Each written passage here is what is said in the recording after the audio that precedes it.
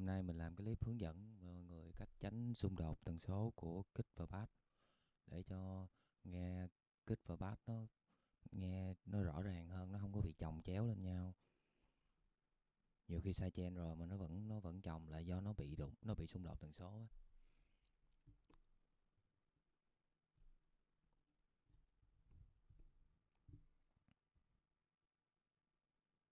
Mọi người thông cảm, tại giờ mới có 5 giờ sáng, mình nói chuyện hơi nhỏ, mình không dám nói lớn, ồn. Này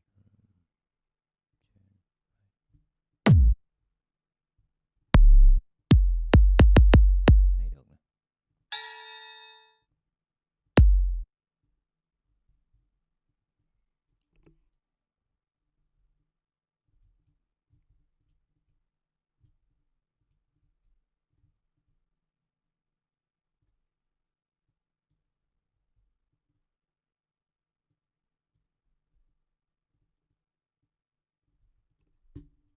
Rồi, lựa cái bass nữa. Này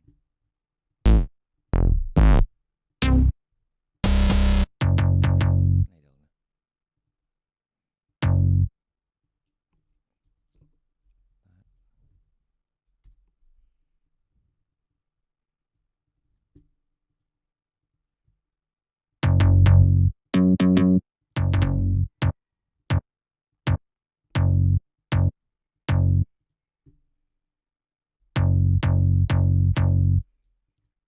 Sai chen nó.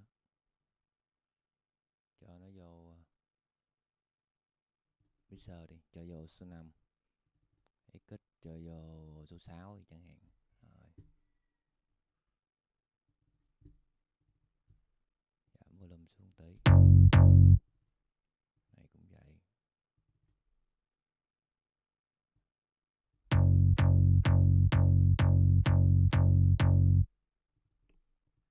Sai chen nó. Cho cái star vào.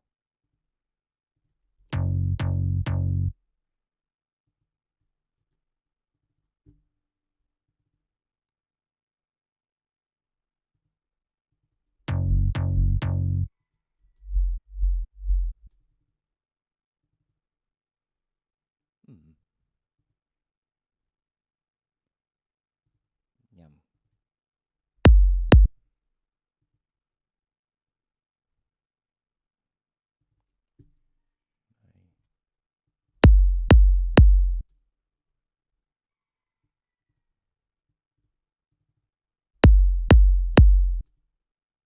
Đấy.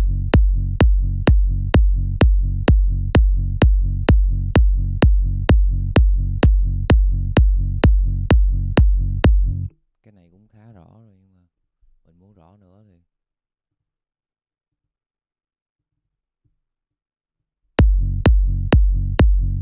đổi tên đi cho dễ nhìn.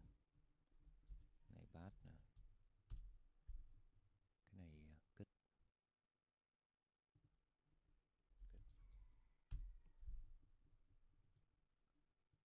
Guitar của kích mình không xài, xóa đi.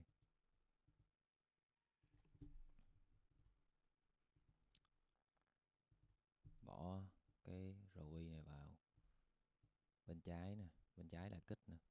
Mấy bạn chỉnh qua detach cái cái hàng detach ở dưới đây nè, để cho cái này nó nằm, nó hiển thị ở trên đây luôn, mình bấm nó không có bị chạy, nó không bị ẩn xuống. Ở đây bass cũng bỏ cái rồi vào. Rồi. Cũng chỉnh vậy luôn.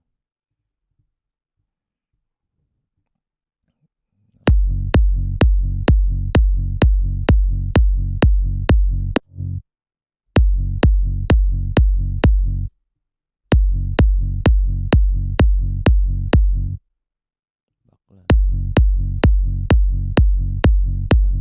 Bạn di chuột đến cái điểm cao nhất của cái bass nè, là cái điểm biết của nó đó, cái điểm tần số của nó, tần số lớn, tần số mà dày nhất của nó đó. Ở điểm cao nhất đó. Rồi thấy để 102 Hz nè. Rồi. Để nguyên đó. Bạn qua bên cái kích. Bạn gõ vô 102 Hz là ngay đúng ngay cái điểm cao nhất của nó luôn. Rồi bạn hạ cái kích xuống.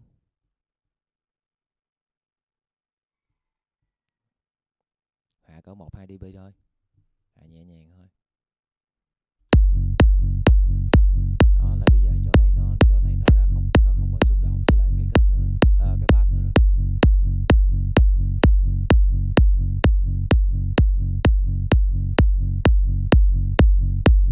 Nó lộ kích ra rõ hơn,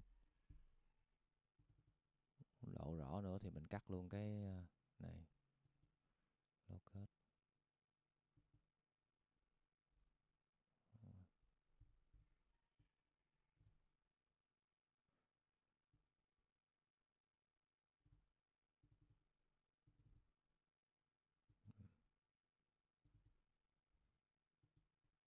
Mình chưa quen xài cái quỹ Ruby này lắm.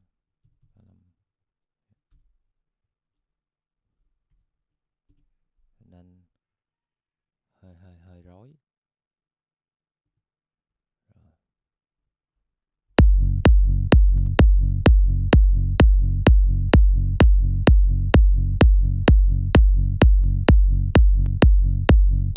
Đó, giờ là lộ ra rõ hết rồi, mọi thứ rõ ràng hết rồi. Còn bạn muốn nó dính vào nữa, đưa hai cái vào chung một line mixer.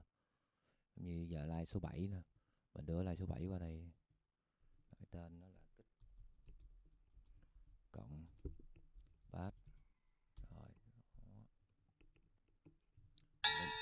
link hai cái này qua đây. Đó là giờ hai tín hiệu này nó đưa vô một thằng này thôi. Rồi mình cho cái limiter hoặc là OTT cũng được. OTT giảm cái dip xuống. Đó, cái này có nghĩa là hai tín hiệu nó xử lý qua chung một, nó giờ chỉ còn một đường thôi thì nó sẽ dính với nhau hơn, nó siết chặt với nhau hơn. Rồi. Mấy bạn thấy có ích thì mấy bạn nhớ like và subscribe mình nhé. Rồi mấy bạn có cần hỏi gì thì hoặc là có ý kiến gì thì cứ comment vào. Rồi mình sẽ làm clip mình hướng dẫn lại mấy bạn. Rồi xin chào mọi người, cảm ơn mọi người nhiều.